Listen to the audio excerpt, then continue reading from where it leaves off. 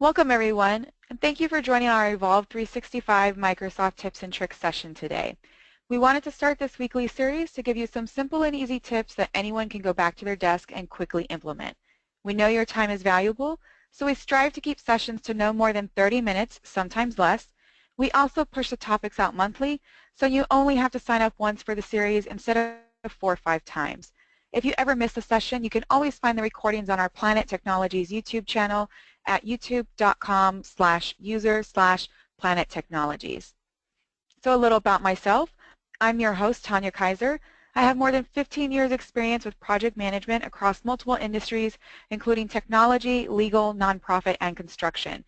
I'm also a longtime Microsoft geek and a big SharePoint nerd.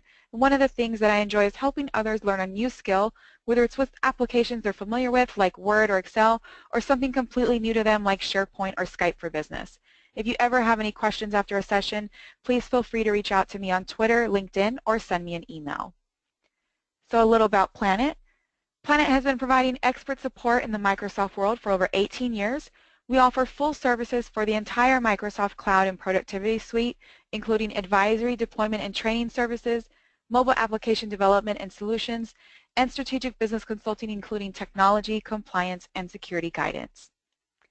So we're going to go ahead and kick things off, and today we're going to be looking at a completely new topic, one that we haven't looked at too much in our Tips and Tricks series, and that's going to be Skype for Business.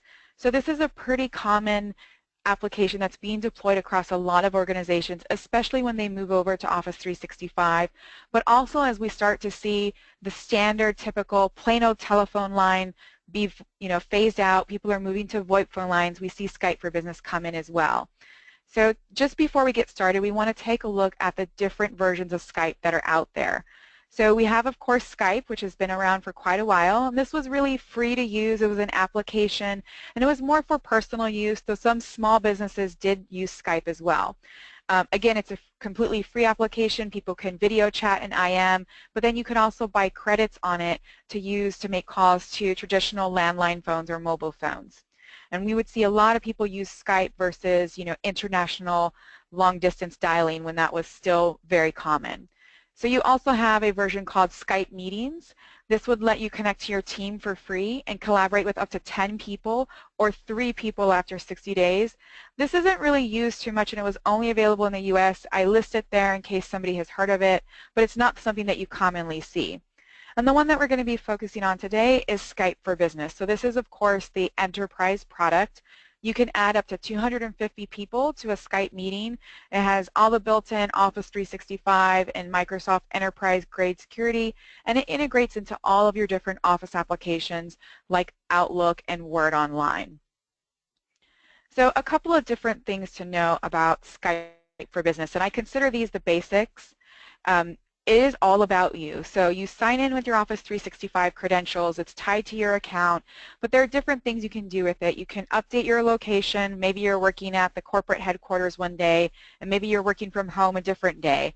You can update a status. So kind of like you see on other social medias, you can put a little status in Skype.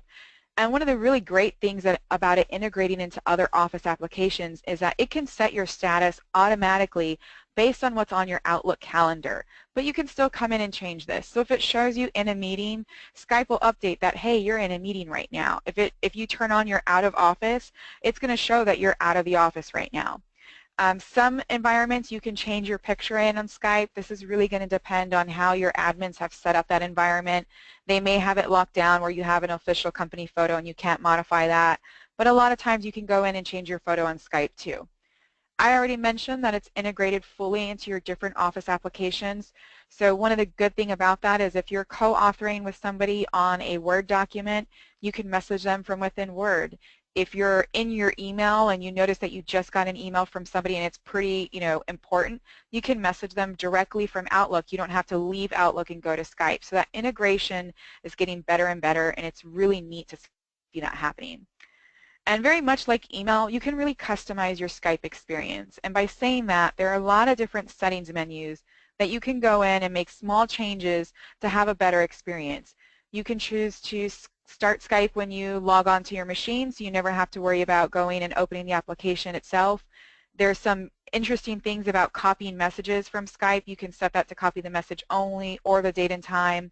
You can change how you get alerts, and you can also change your speakers and microphones if you have different devices connected to your machine. So that's where we're going to start today. We're going to take a look at the Skype basics, and then we're going to show you some things that you can do with meetings.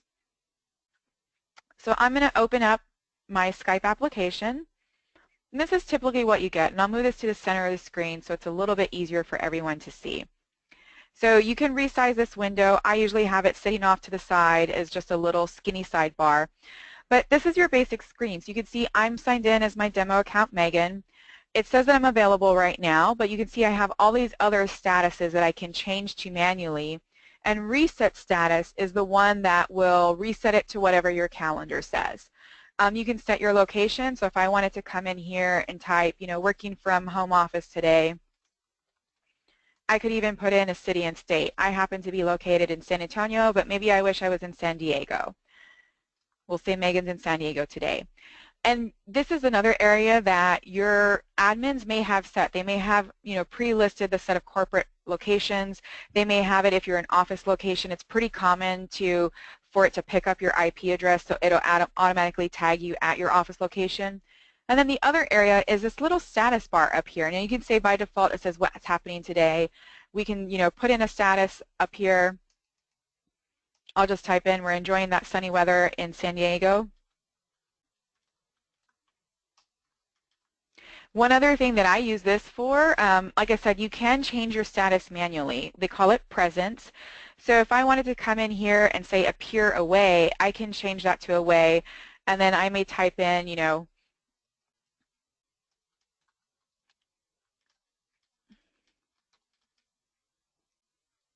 I can type in that. So if somebody's looking for me on Skype, they'll see that I'm away, but then they'll also see my status, and that may give them a clue, like, hey, check back with me later on. So again, this is where you can really personalize it without having to set an out-of-office reply. If you're just going to step away from your desk for a lunch and maybe people expect you to be there, this is one really nice way that you can give people a clue to where you're at. Now the other areas within the Skype is, of course, here's all my contacts, and this is only showing partially contacts. I can come in here and search for other people in my organization. Maybe I know that I'm trying to get a hold of Adele, and I can add her to my contacts by adding her to my favorites. I can add her to a different contact list. I can also tag her for status change alerts. She's showing as offline right now, but maybe I want to know when she comes back online. And I can also change my privacy relationship. So we'll get into those in just a little bit, but just because you only see a few people there, you can really search across your whole organization because this is tied into Active Directory. So you can see I have my favorites, I have other contacts, I have a group here, and then I can still come in and I can create a brand new group by using the plus sign, add a contact, create a group, customize the contacts list. I can also sort people by status. So this pulls from my contacts, but I can see who's online right now, and if somebody is online, it'll show that as well. I can look at relationships. So I can add people who are friends and family. Now, depending on how your environment is set up, you may be able to communicate with people outside of your organization who also have Skype for Business. Not every organization allows that, but if you have, a spouse or a family friend who also has Office 365 in their work environment, you can come and add them in here and communicate with them as well. Again, it depends on how your Skype for Business environment is set up. You can see work group. I don't have anybody in there yet. We're going to add those. Colleagues are people who are usually within your same team or hierarchy. And then I have external contacts and people that I've blocked. So you can block contacts on Skype for Business as well. And you also have the new tab. So if somebody has recently contacted you, they'll be in this new area. And then you can choose, again, by right-clicking, and maybe I want to add this person to my favorites, and they'll show up there right away. So this is your main contacts area. Of course, you can always come in and search for somebody who's not listed in your contacts. You'll notice that you have a little clock here. This is going to be for any missed items. So you can see I've got a few missed ones here if I click over there. And then I have calls. So I had a phone call from Megan. Again, it's going to tell you if it's a message, if it's a phone call, because you can use Skype for phone calls. And then your last item, the calendar item, is going to show you any calendars, again, tied to Outlook. So this meeting starts at 10:30. I can double-click it and joining that meeting directly from here, or I can do it from Outlook. So that full integration is there. Now again, these are the basics on using Skype for Business. This is what I consider just to get you started. Some of the other things that we want to take a look at are what are you doing with meetings. So I'm going to jump back to my slide presentation really quickly. So again, I showed you how you can set your location, set your status. It does tie into Outlook, and we're going to see that in just a little bit. It integrates into Office apps, and I'll show you that again. And then some small changes that we're going to take a look at, right? You know, making these settings really the way you want. So we're going to go back to the demo. Now I showed you the Skype layout. Now the one thing that I didn't show quite yet is the settings menu. So again, we have our gear. Our gear always tells us that there's a settings menu there. And you can see that we've got file. You can sign out. You can change your sign-in address. So if for some reason you had multiple accounts, you can set your status here as well. And you can view received files, view your conversation history. That ties into Outlook. And then you also have close and exit. Now, if you close Skype, it's not going to sign you out. If you exit Skype, it's not going to sign you out. If you actually want to be fully signed out, you click sign out. You have your tools. So if you want Skype to always be on top, you can select that. And then you also have audio device settings, dial-in conference settings and options, and then you have the help menu as well. So if you need to give any help, if you want to give that popular feedback to Microsoft, but what we're going to go look at is our options. Now you'll notice when I bring up options, I still have audio and video device settings. So even though they're on this settings menu, make cancel it, right there under tools, you have the full listing within options. And this is where you want to come in and tweak it. So right on general, you can say reopen my conversations when I sign in, show call controls when Skype for Business is in the background. Most of these I leave at default. Some of the ones that I come in and change are under personal. I want to automatically start the app when I log into Windows. So when I come in the morning, wherever I'm at, you know, if I'm in office, if I'm at a Starbucks, if I'm at working from home, I want Skype to automatically start. This is one less step that you have to worry about when you start your day, so I check that one. Now if you go into advanced for sign in, it's usually automatic. You don't modify that because that's set by your admins. So this is the one area that I come in and change on personal. Now you can see there's some other options here. You can sync contacts info between Skype for Business and Exchange. You want to leave on update my presence based on calendar. That's what allows Skype to automatically change your status from available to in a meeting to do not disturb. So definitely leave that one checked. Now you can go through your contacts list and make some changes there, how you want to see your contacts. Your status is what we talked about, right? I want the system administrator to decide. Let everyone see my presence, but this could change in the future. If you wanted to override that, you can, and then you would just choose who can see your views. But by default, again, it's not a big thing to change here. One that I will point out is show me as do not disturb when I present my desktop. This is turned on by default. And that's a great thing because if you're giving a presentation or if you're in a meeting and you're duplicating your monitor, you don't want all of a sudden a Skype IM to pop up and be like, can you believe what we had for lunch today? You know, my stomach's really upset. There could be other messages that you wouldn't want to pop up when you're sharing your screen. So leave those checked. Of course, you can hide your picture if you want, but most people want to show it. Phones, if you have the Skype mobile app, you can choose to sync this and include that contact. You can come in here and add mobile. And again, some of this stuff may be set by default by your organization if they issue a device. Alerts, where do you want to get your alerts? So you can choose where they appear. Lower right-hand corner is the default, and you'll see how those pop up in just a little bit. I'll give an example of, of one of them typing in there.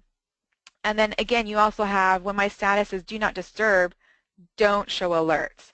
Now this says show all alerts, but only conversations from people in my work group, and we saw that relationship. Work group means it's a manager, it's a teammate, and they still have the ability to message you even when you're on Do Not Disturb. So this one is a mixed bag. If you're on Do Not Disturb, you may not want to get any messages, but maybe you still want your manager to be able to reach out to you, or if you're working on a time-sensitive project, you can temporarily add somebody to that work group and only you and those project people can be messaging each other, but everybody else sees you as Do Not Disturb. So I like to leave that one as default there. And then contacts who are not using Skype for Business, right? You may only want to allow invites but block anything else if they send you another IM message. IM, again, you want to check your spelling. You can choose to hide pictures. Emoticons do happen in Skype. They're very limited, but you can choose to turn those completely off if you don't like those and don't want to see them. Ringtones and sounds, and then audio device. So this is one, you can see I have a microphone connected, where a lot of people get hung up because it's a change switching from picking up a phone to using your computer to make a phone call for a lot of people, and they may not have a headset or a pair of headphones with a microphone.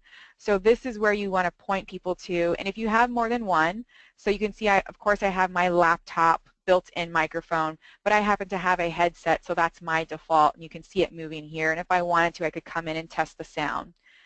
Video device, if they have a camera, I happen to have mine covered, but you would see my video there. And depending if you have an integrated camera with your laptop or monitor or a standalone webcam, you can even come in and control some of the camera controls. It depends on what kind of camera you have connected. So that is there as well. File saving, you normally don't change some of these defaults. You can record Skype meetings. So if you want to record them, you can choose if you want to record it in HD, save some space, or in full HD. And then on Skype meetings, when you join meetings, do you want to automatically see the IM area? Do you automatically want to see the participant list? You can choose to display those. So this is a look through all the settings. That's a lot of little things that you can tweak, but I showed you a couple of ones. The ones that I really like are to start it automatically when I sign in, and then I like to control how I get alerts, and then the area where you change your speakers and microphones are pretty important. So now that you've looked at Skype itself, we want to talk about what a lot of organizations use it for, and that's for meetings. So I kind of showed you the one area, right? The biggest issue that I come across is people sign into Skype, they follow that join Skype meeting link, and then they don't know how to get connected to hear audio. Usually it's because they don't have a headset, but people can use any sort of microphone. So if they have an iPhone, they can use the headset that came with their iPhone because it has a microphone on it. The same thing with an Android device. Or, the organization may go out and provide computer headsets for them, or a user can buy them himself. There's also a lot of controls within a Skype meeting that you can do, and we're going to take a look at those. I mentioned how it's integrated completely with Outlook. So you can create an Outlook meeting, make it a Skype meeting, and then anybody who's not in your organization can follow that link to join Skype through a browser, even if they don't have Skype for Business installed. Now there's a lot of other things within the meetings that you can do. You can present your desktop, you can share files, you can chat. Remember we saw that setting to show the participants when I join a meeting. You can make somebody outside of your organization, and then there's a lot of other things you can do as well that we're going to take a look at. So the first thing that I want to show you is within Outlook. So we're going to switch over to Outlook. And we talked about this earlier. I have a message up here from Isaiah, and I can see his presence bar is yellow, but directly from within Outlook, I can open that, and it automatically opens it up. Now, even though he's showing his Outlook, I can still send him a message, and he'll get a missed conversation notification in Outlook and in his Skype panel. So I can just come in here and type something and say, "Hi, Isaiah, I just wanted to check in with you." Maybe he's put that he's out of office, but maybe I know he's sick. And I can also be asking, a file. So I'm going to send that. Now it's telling me here, right, that he's been away for more than an hour and he doesn't have voice right now. And I also see the little red dot. And if you see on his icon here, that little asterisk usually means somebody is out of office. Now if I come over to my calendar, and I'm just going to schedule a meeting. So we've got this company meeting. I'm going to drag that down for a little bit. I'm going to schedule a meeting here, and I'm just going to say we're going to sync up. And right on my toolbar, I have the option to schedule a Skype meeting. So I click that, and it's going to input that Skype meeting information. So if I was sending this to somebody outside of my organization, they can follow this link, and they'll be directed to a browser. If for whatever reason they don't want to use the browser, they also have the option to join by phone, and they would only have voice. Now that's completely fine unless you plan to present something. And again, this is the one struggle that people, they have this pain point to get over. Even if they don't have Skype, they can join via browser, but if they don't have a headset with a microphone, they're going to end up calling in on phone. Some people do both. They'll join via browser, and then they'll still call in because they can't figure out the audio, and that's a nice instruction to give to people. Go ahead and call in on your phone for audio, but please join via the browser so you can view our screen that we're sharing. So maybe I want to send a meeting to Lydia, who's in my organization, and I'm just going to set it for 10:30, and I'm just going to make this 30 minutes. I can send that, and now Lydia is going to have this meeting, and you'll see it pop up in just a little bit for me. It's giving me the option to join online. Since I just set this meeting, and it is a Skype meeting, it's integrated with Outlook. So I may set this to say, snooze for 5 minutes, and you'll see it pop up online, and I don't even have to go to Skype. I can click join online, and it'll connect me directly to that meeting.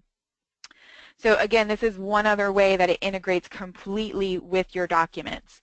Now, the other area is if you're co-authoring a document. I'm in Word, and you can see that I'm in this document right now, and nobody else is editing it. But if there were others sharing it, I could click on their names and we could IM directly from within Word. So this is getting to Microsoft's point where, we want everything completely integrated and we want people to be able to really work on it. And that's why they're tying all of these applications together. And Skype is just one more part of how it's being tied together. So if I come in here and I'm working on my document, you've seen this document over the past few weeks, we made some edits to it.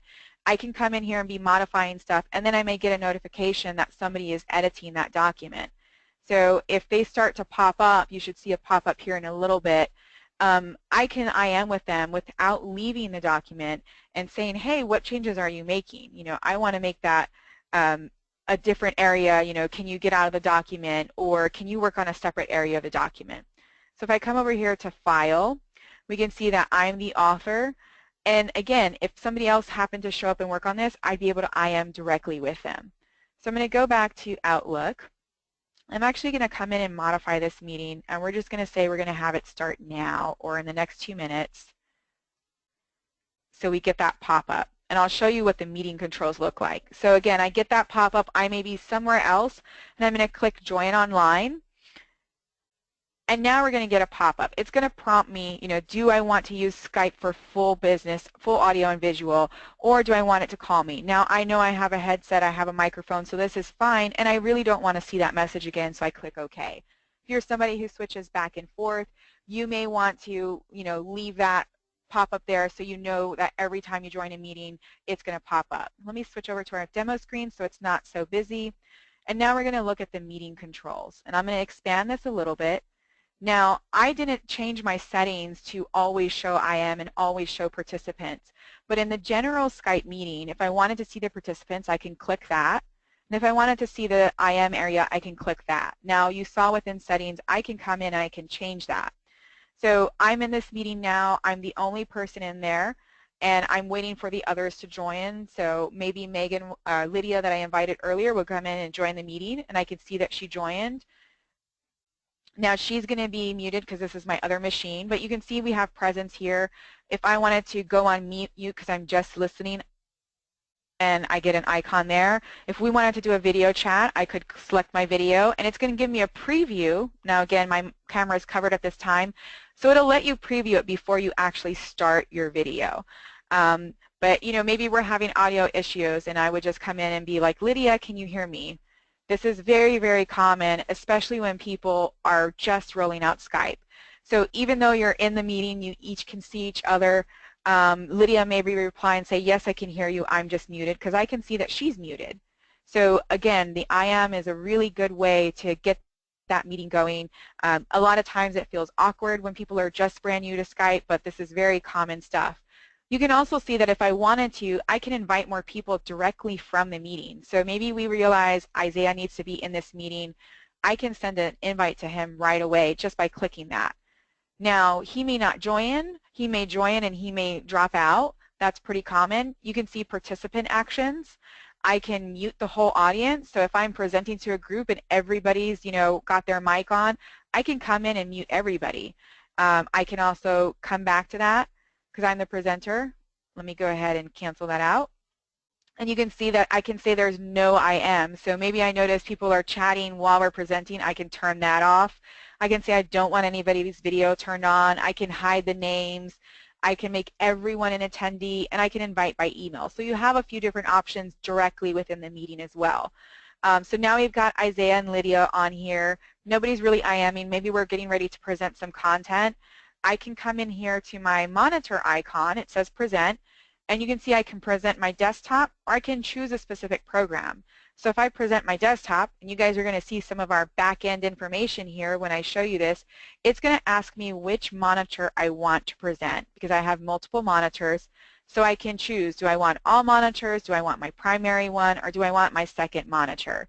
I don't want to have a Skype Inception, so I'm not going to present one right now. I can also choose a program. So we can look at all of the open applications on my machine and say, maybe I only want to show them what's in my browser. You can do that as well. And you can see down here at the bottom that, how many attendees I have. So I mentioned at the beginning that you could have up to 250 in a meeting. It looks like they've recently increased it to 500 because I can see, attendees, etc. Now, if you continue on this monitor here, if you have a PowerPoint file, that's pretty common in presentation, you can actually load the PowerPoint directly into your meeting, which means people don't have to view your desktop, they're only viewing the PowerPoint, and that's pretty powerful as well. And you'll see what they're presenting.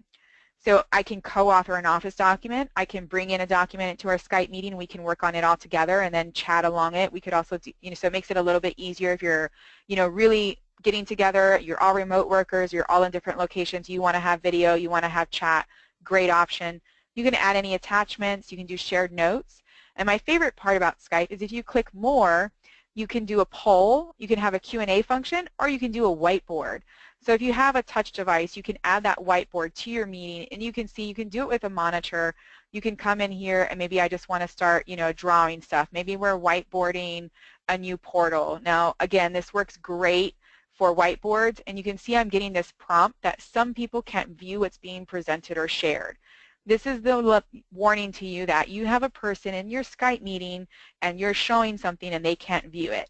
But you can tell who that is because Isaiah, who we added to the meeting, isn't online, and I can tell he's not watching the presentation. So this is a great indication for you. Skype tries to help you, and a lot of people get hung up and think Skype can be complicated, but you're always going to know, you're going to get that pop-up if somebody is not able to view something. So the whiteboard is a great option, and again, that's under the present, under the more menu, and you also have a poll, and you also have a Q&A. Now the last area that I want to show you on this is if somebody joins and they do have a headset but they realize they're not hearing stuff, if you come to the little iPhone icon, it says call controls, and you can go to devices, and then this is where you can switch your devices directly within the meeting. Now, a lot of people don't realize that these are there because there's no indication there's another menu there when you hover over it. You actually have to click on it to get some of these menus. And then you have more options, and you can start the recording, manage recordings, and then this is where you actually end your meeting. So something I see, if maybe we're about to wrap the meeting, and then I say, okay guys, we're done with the meeting, and I'll see people drop off. So Lydia will drop off in just a little bit. And as you see people disappear, people usually just close out their Skype window. And what we will sometimes happen for the next window is we may see an uninvited person here. So my tip is if you're the controller of the meeting or you have everybody in your meeting and you know that nothing else is really going to be going on, use the call control, the meeting control, and actually end your meeting instead of just closing it out. And that makes sure that the meeting actually ends and nobody's still hanging out in that Skype window. You're always going to get a survey after, how was the call quality? It was great on this one. We didn't have any issues. You don't have to enter this. You can just click close. So we're going to go back to our presentation really quickly. Those were a quick look at all the different things you can do Skype for Business for meetings. And I don't want to run over our tips and tricks session too long, so I'm just going to tell you some things to be aware of. So within the Mail application, you can do basic Skype for Business functions. Now this is online on the browser, and I'll show you that really briefly before we wrap up. There's no icon inside Office 365. So everything you saw today was in the full Skype for Business desktop application. There are mobile apps for iPhone and Android, so you have a lot of the same functionalities there as well. But inside Office 365 in a browser, you really don't have that option. And I'm going to show you that really quickly before we wrap up. Let me go over to my browser. So here I am in Skype for Office 365. I have my app launcher. There's nothing here that tells me Skype for Business. But if I click into Mail, and that opens up, and again, this is purely within the browser, and I'm in, something in my email and stuff, you'll notice up on the top, I now have a Skype button. So within Mail, and you'll sometimes, this is where it's located. Again, it's not a separate application icon within Office 365. I can open this up. It's going to prompt me to sign in.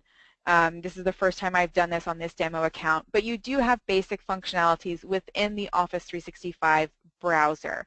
You're not going to be able to whiteboard, but you'll be able to IM people and stuff. So that's what I was talking about when it shows up in the navigation bar when you're in Mail. Of course, the biggest issue is the headphones. People are used to making a phone call with the phone, not with apps. And remind them they can use their iPhone headphones, they can use their Android headphones, or the organization may invest in headsets. Some of the tips that I've already mentioned. Another one is you can Control Save on an IM conversation. This goes into Outlook. So I will pop over to Outlook and show you. You have this folder whether you realized it or not, and it's conversation history. So this is where stuff will show up if you missed it, but if you want to save an IM that was maybe really long, you hit Control Save and that goes there. You can tag somebody for a status change alert. So if I go back to my browse here and maybe I want to know when Isaiah actually shows up even though he's on vacation, I can click tag for status change alert, and when his status changes, I will get a little pop-up saying, hey, he's now available, and then I can ping him. That is a dangerous thing. You may notice that if you're a popular person, the minute you sign in and Skype is activated, you'll get pinged and say, hey, Lydia, can you ping me? I have a question.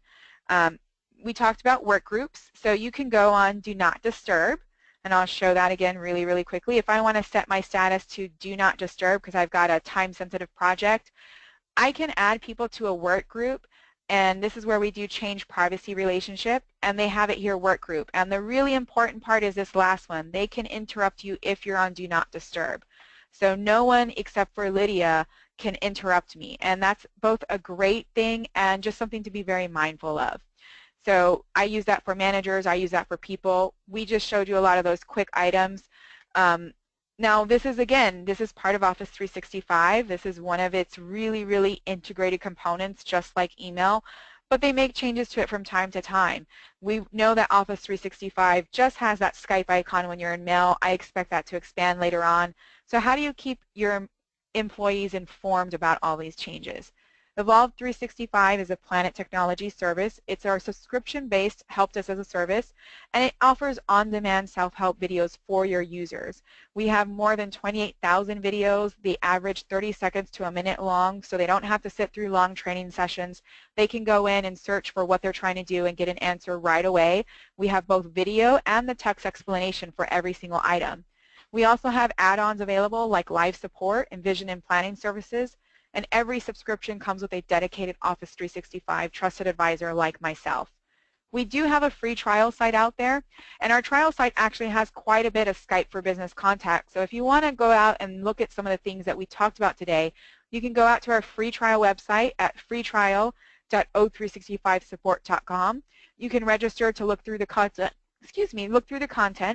and see some of that Skype for Business stuff that we explored today. If you want more information about Evolve itself, you can go to o365support.com. You can also email us at info@o365support.com. We're running just over time today, but I hope it was helpful. In our next sessions for November, we're going to be talking about Office 365 groups, some of our favorite Microsoft tools and tips that we're thankful for, and then we'll cover Windows 10 at the end of the month. And as always, if you have any questions or you want to revisit a session, you can go to our YouTube channel, youtube.com/user/Planet Technologies, or send me a tweet or email or reach out to me on LinkedIn. I know that we're just over time, so I'm going to quickly wrap things up. And I want to thank everybody for hanging in there today with me. I hope this Skype for Business session was helpful, and I hope to see you online next week.